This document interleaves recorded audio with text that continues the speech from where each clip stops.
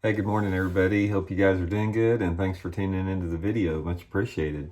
And just getting ready to head out to Table Rock Lake, have a fish the moment on the water lesson today down there. And fishing's been pretty good all over the place. Should be good at Table Rock today. Should have a good day on the water. So looking forward to getting down there.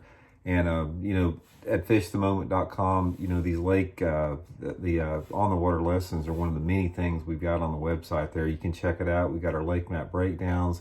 Got our virtual seminars Johnny and I do every month. Got all of Johnny's super great electronic offshore videos on there. So if you haven't had a chance to go visit it, check it out on fishthemoment.com. And also join Johnny and I tomorrow night for our weekly podcast on Fish the Moment Live. We got the largest live podcast in the country. And come join us tomorrow at 7 p.m. Central Standard Time for that. That'd be great.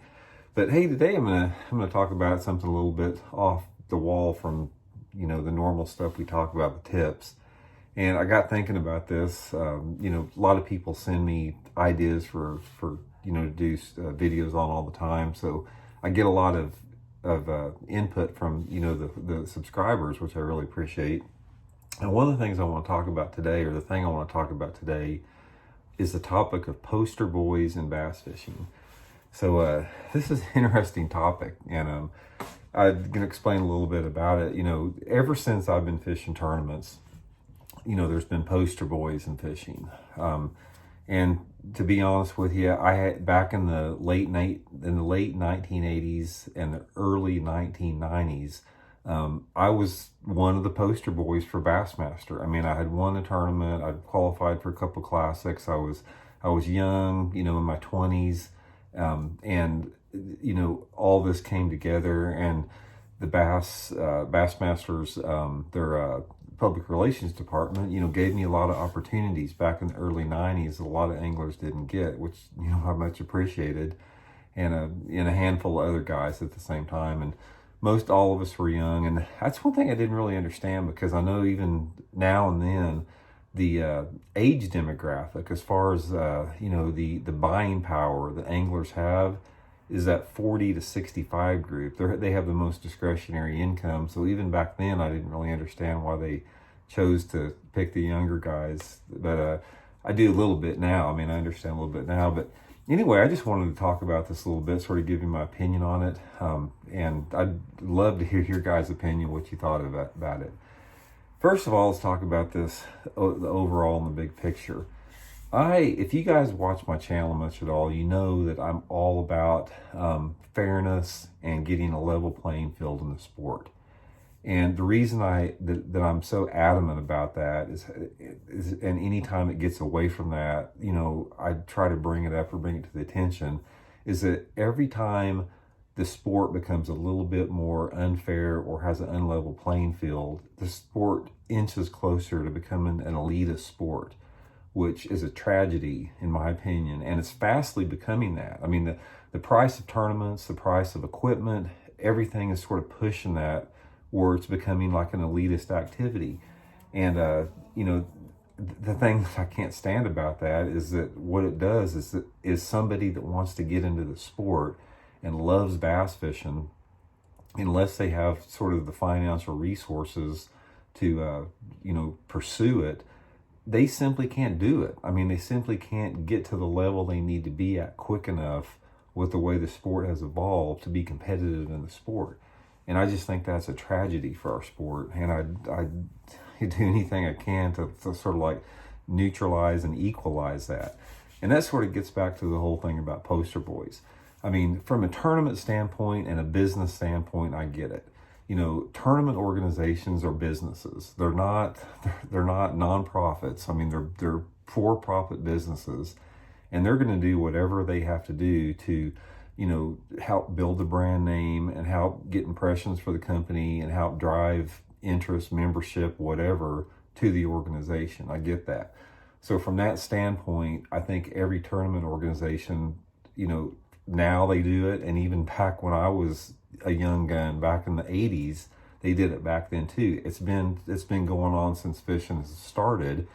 Is they select a handful of anglers out there, usually the younger anglers, the ones that present a really good image, that type of stuff. And they give them opportunities. They expose them more. They give them more promotional opportunities to put them out in front of the public like that. And they do that in an attempt, again, to try to draw interest to the organization and try to increase memberships, increase participation, increase the buying the sponsored products, all that. So I understand it. It's a marketing tool that they use. Okay, but if you take that away, if you take that marketing tool away, where does it leave everybody else that doesn't fall into that group of a poster boy? And that is when you have this sort of this unfairness and unlevel playing field that I'm talking about. Let me use a good example right here. I'm not going to talk about any names as far as, poster boys. I mean, because that just doesn't need to be said. But I'll talk about, an example of somebody that deserved to be a poster boy, wasn't. Back in the 1990s, if you guys fished much back then, or if you followed it, there's an angler named Ron Sheffield. And Ron, like I said, if you follow bass fishing, you know about who Ron Sheffield is. And if you don't know who Ron Sheffield is, you don't have much of a history. You don't know much about the history of the sport. Ron Sheffield, I can't remember how many classics he qualified for, a dozen classics or so. He won, 7 or 8 tournaments, Bassmaster tournaments. And FLW tournaments, FLW Cup, multi-million-dollar winner. This dude was a perennial classic qualifier all the time, and he won a bunch of tournaments. I can't even remember how many he won, but he won a bunch of tournaments. But a lot of people have never heard of Ron Sheffield because he never really got those opportunities when he was at the top of his game. Because, Ron is one of the nicest dudes you'd ever met in the world. He's down to earth, he's genuine, he's laid back, he's sincere, but he just didn't have that personality that a lot of the tournament organizations were looking for to promote their anglers. And as a result, a lot of anglers that didn't have the credentials that anglers like, and I'm not just pointing out Ron, I'm using his as an example. There's a lot of anglers that fell into his category that were performing at extremely high levels and just never got the opportunity simply because they didn't fit the mold of what tournament organizations are looking for. So, from that standpoint, it's like, God, man, it's like, that's frustrating to a lot of the anglers that weren't in that. I mean, it really was. So the point is what do you do for something like that? What's the answer to it? And that's one of the things I'd be curious to hear about you guys out there.